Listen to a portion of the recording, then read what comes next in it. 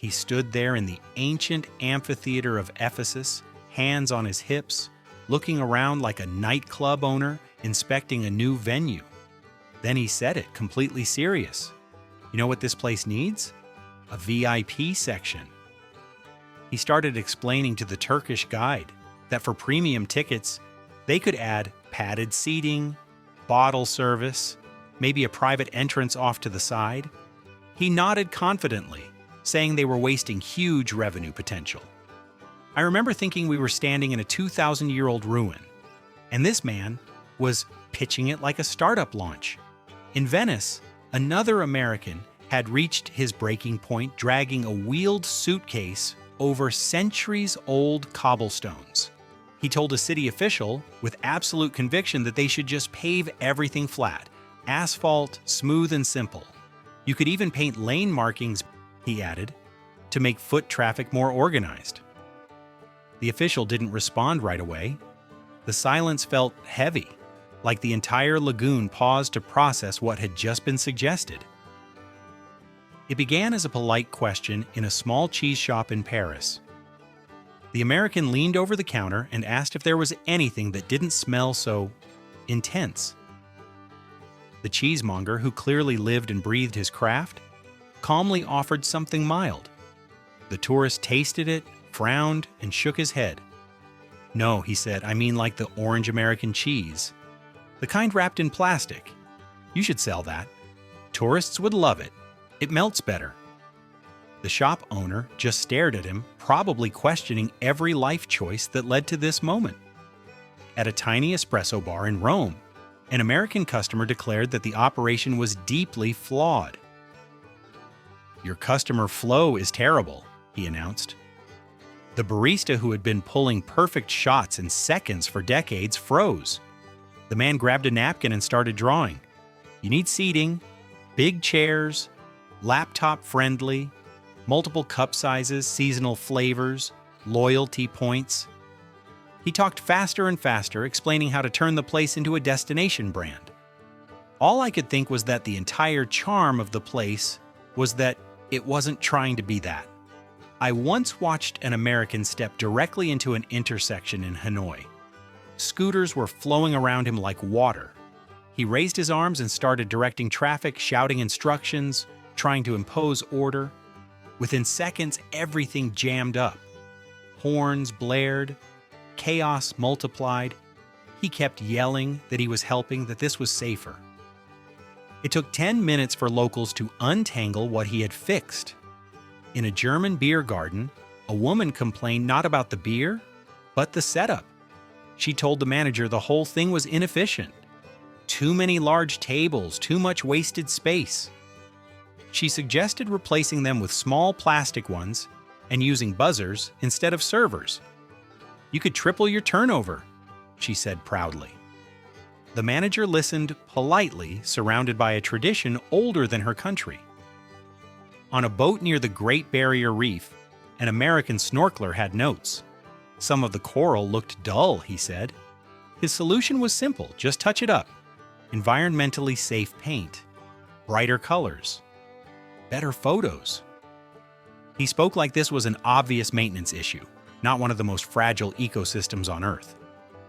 During siesta in a Spanish plaza, an American complained that everything was closed. He said the heat was no excuse. Why not install massive retractable awnings over the entire square? Shade everywhere. Businesses could stay open all day. He called it basic problem solving, as if centuries of culture had simply overlooked it. At Machu Picchu, out of breath and visibly irritated, a tourist declared the design deeply flawed. Too much walking. He suggested a cable car straight to the top and maybe an escalator for the main plaza. People would appreciate history more if they weren't exhausted, he said, while leaning on his knees. In a Bordeaux restaurant, after a bottle had been opened and poured, a woman tried to push the cork back in. She explained they were only having one glass each and didn't want the wine to spoil. She suggested inventing a tableside preservation system. The sommelier looked at the bottle, then at her, and I swear something inside him quietly broke. In a Zen garden in Japan, an American admired the view, then frowned. "It's peaceful," he said, "but it's not monetized." He suggested a subscription app with live streams and premium daily Zen thoughts. He spoke with excitement like he'd just uncovered hidden value. The monk listened calmly, saying nothing, which somehow felt like the perfect response. Standing at the cliffs of Moher, a marketing executive from California announced the place had a branding problem. The name wasn't exciting enough. She suggested something more extreme. Maybe add a zip line along the edge. Energy drink partnerships. You need a brand, not just scenery. The wind kept blowing, entirely uninterested. After a flamenco show in Seville, an American told the organizer the dancing was great, but the music needed variety. Maybe some pop tracks. Imagine this choreography to a Beyoncé song, he said. It would go viral. He talked about algorithms while centuries of tradition echoed quietly behind him. In the Scottish Highlands, a man complained about the lack of cell service. The views were incredible, but he couldn't post. His solution was camouflaged cell towers on the mountains. You keep the look, but add connectivity. Win-win, he said, nodding at his own logic. At the Bayeux Tapestry, a woman praised the story but said it needed updating. Too male-focused, not colorful enough. She suggested commissioning new sections to balance the narrative. She spoke softly, but with the confidence of someone who thought history was just an early draft. At Giza, an American looked at the pyramids and saw wasted potential. You could build a luxury hotel right on top, he said. Glass bottom pool. Best views in the world. People would pay anything. He said it like a sure thing.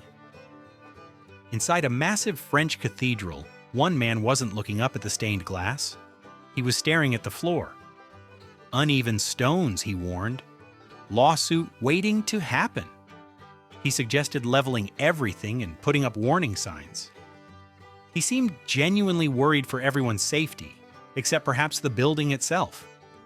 During a tea ceremony in Kyoto, after minutes of silent preparation, an American cleared his throat. You could speed this up, he said. Matcha pods. 30 seconds. Same result. Efficiency matters. The host bowed and continued as if the comment had dissolved into the air. In a Roman trattoria, a tourist complained about his pasta. Too simple, only 3 ingredients. He suggested add-ons, customization, choices. Build your own pasta. He talked about scalability while the owner listened in disbelief. At the ancient cave paintings of Lascaux, after a long silence, an American whispered loudly that it needed better lighting, LEDs to make colors pop, interactive features for kids, a gift shop at the end. The guide's expression suggested he might happily fossilize right there. After watching whirling dervishes in Turkey, a man said the ceremony lacked narrative. He suggested screens, graphics, stronger beats, make it more of a show, something people would pay extra for. In the Amazon rainforest, a woman complained about the humidity. Her idea was to install solar-powered cooling stations along the trails.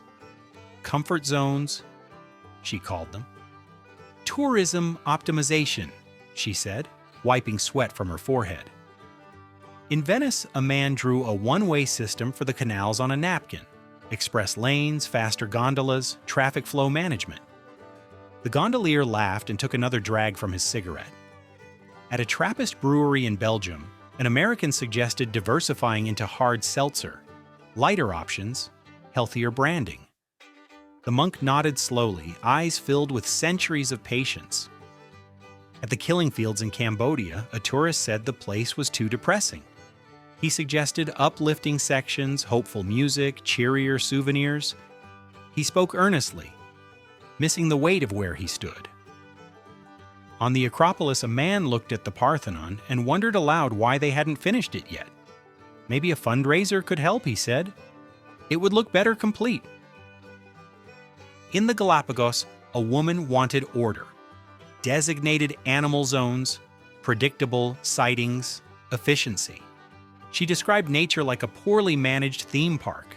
In Pamplona, an American wanted to redesign the running of the bulls.